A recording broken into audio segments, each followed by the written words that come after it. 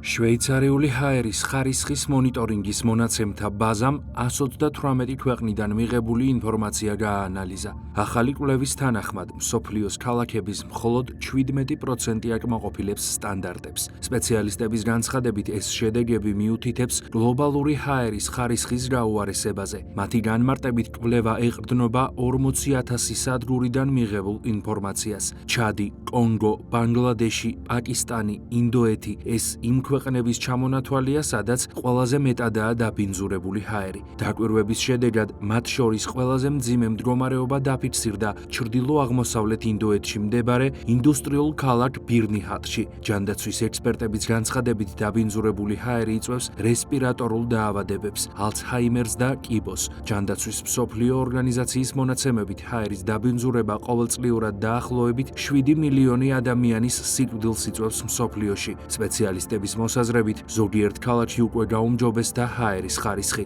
მაგალითად პეკინსა და სეულში. მათი თქმით, ეს მოხდა უფრო მკაცრი რეგულაციების, სუფთა ენერგიისა და საზოგადოებრივ ტრანსპორტში ინვესტიციების განხორციელების წყალობით.